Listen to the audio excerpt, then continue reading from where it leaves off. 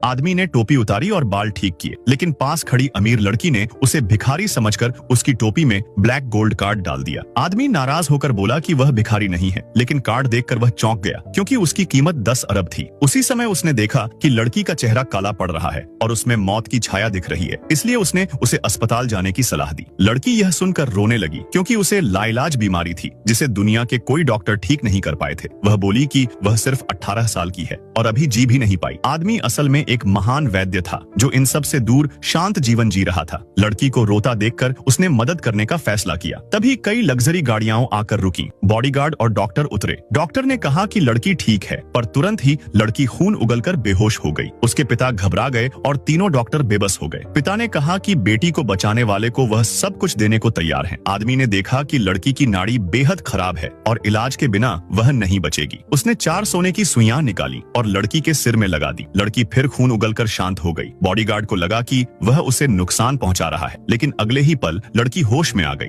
और बोली कि उसे बहुत हल्का लग रहा है। डॉक्टरों ने जांच की तो उसकी नाड़ी सामान्य थी। आदमी वहां से वापस अपने सफाई वाले काम पर लौट गया। थोड़ी देर बाद उसकी मंगेतर अपने नए मंगेतर के साथ आई। वह रिश्ता तोड़ने आई थी क्योंकि आदमी के पिता ने कंपनी दूसरे आदमी को दे दी थी और अब वह बेरोजगार होने वाला था। उसने एक चेक फेंक कर कहा कि चाहे जितना भर ले। उसने अपनी महंगी घड़ी दिखाकर उसका मजाक उड़ाया और कहा कि वह सिर्फ पत्थर जैसे बेकार तोहफे देता है। वह पत्थर उसने सबके सामने तोड़ दिया, लेकिन टूटते ही सामने आया कि वह बेहद कीमती धातु वाला पत्थर था और एक झटके में हजारों करोड़ का नुकसान हो गया।